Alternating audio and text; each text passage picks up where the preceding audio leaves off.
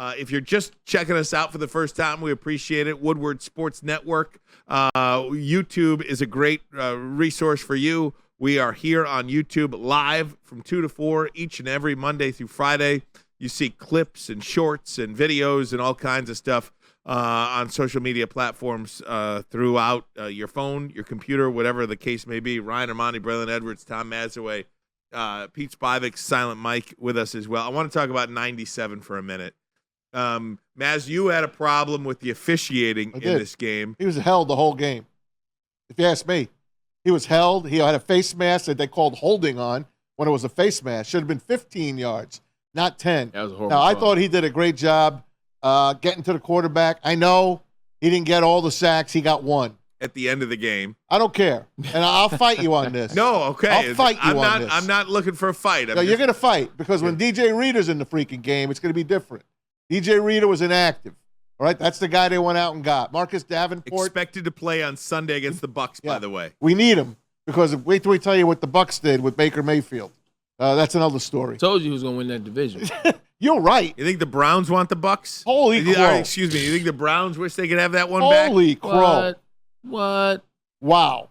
The Browns crapped the bet on that. But you know We'll what? get there as well. Yeah, we'll wait. Because sometimes he may not have turned into this. Yeah. With everything he was under the gun there in Cleveland, he might not have been able to clear head enough to turn into this. Braylon, 97. Going back to Hutchinson, I'll fight you on this. I know you want him to get to the quarterback. You think he's all fluff.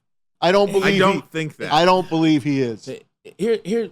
I don't think that, by the way. You asked the question. Here it is. This is what I think. I think we were such in a hurry to try to put him in the category with T.J. Watt, Myles Garrett, Micah Parsons, try to throw him in that level before he really got there. I think if we lower what we believe he's lower the bar a little bit, because I don't think he's there yet, and I don't think that's what you're saying. Yeah, he's a good edge rusher right now. Had a sack last night. He had some pressures. He was getting hold. That was a horrible call in the face. It should have been a face mask, not a hold.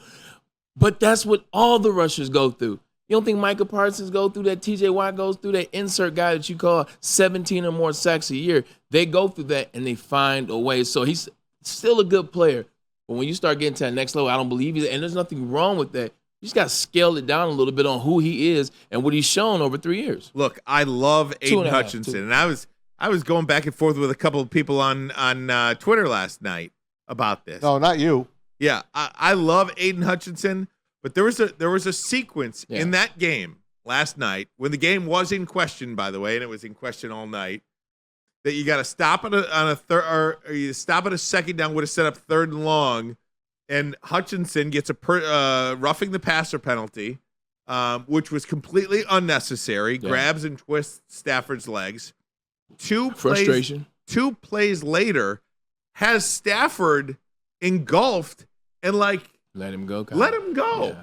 And then they got a big gain and a 1st down on there. So it was like this sequence, this perfect storm of unnecessary personal foul penalty. Yeah. 2 plays later, has him engulfed and doesn't wrap him up and take him to the ground. I don't know if the roughing the passer penalty had anything to do with that, letting him go. But Matthew Stafford should never be able to elude Aidan Hutchinson. This isn't Lamar Jackson we're talking about here. This is Matthew Stafford, who's got bricks for feet. Right. But he's cagey. Yeah. I expect so much more from him.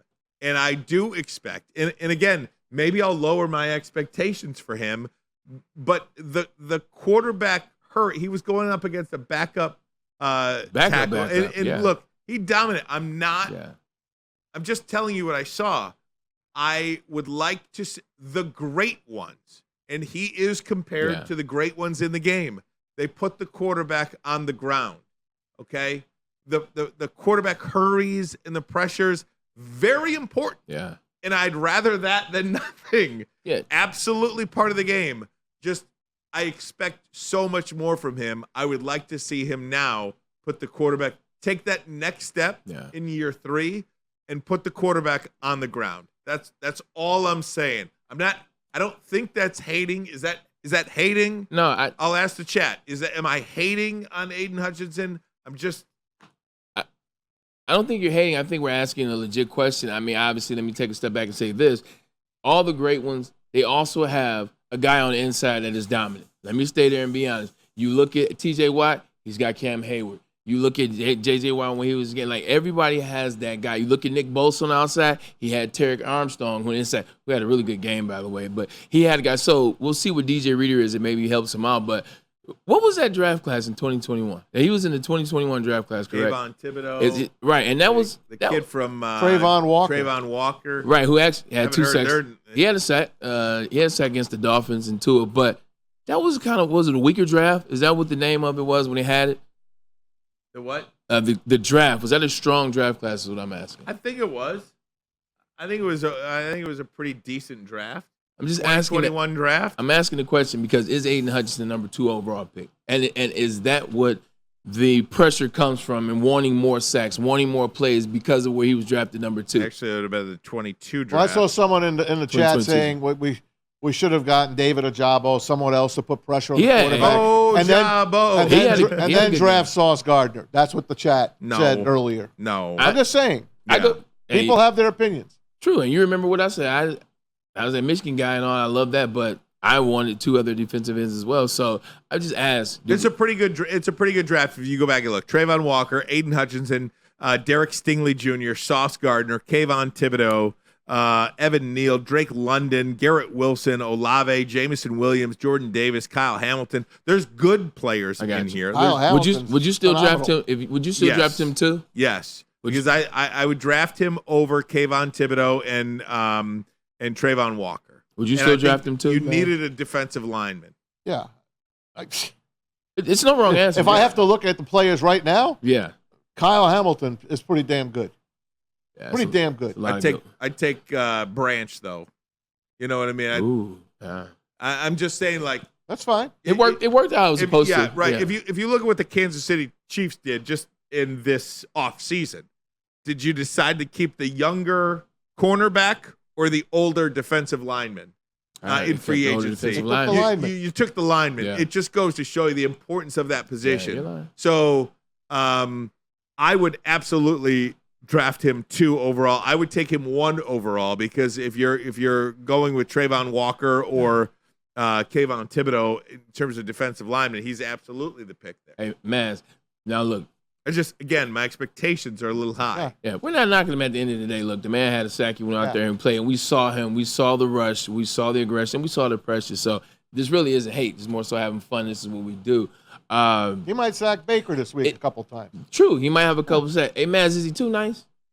Does he need to be a little more angry? He did twist up Matthew Stafford's legs, so maybe more of that. Yeah, maybe a little bit more of that. Maybe more of that. He's a nice guy. He's got the big smile. He is a nice guy. He does the Michael Jackson moves very well. He sings. Like, I need him to get down and dirty. You might be right. I need him to wreak some havoc. Revamped secondary, pretty good.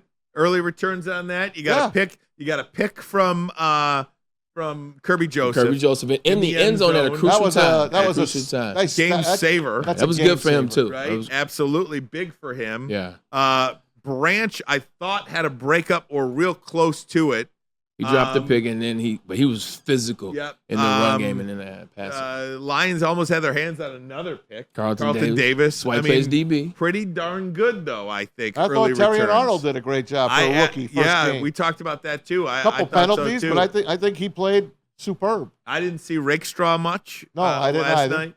Yeah, and they're probably saving him. They didn't need him because Puka Nacua got hurt, so they probably didn't have to go deep in as deep in their bag as they would have if he would have stayed healthy. But they got tested early, and this was a good test. You got Matthew Stafford, Sean McVay, that wide receiver core, and what they were able to do.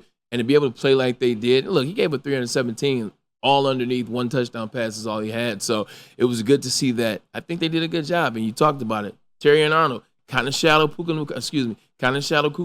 Kupp a little bit. He was all over.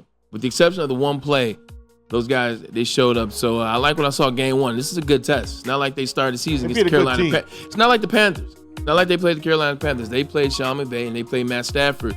With Matt Stafford, I don't know what it is. The bigger the game, Matt Stafford seems he puts on. He doesn't get the win. It looks good. 4-0 in their last games against Mahomes and Stafford, by the way.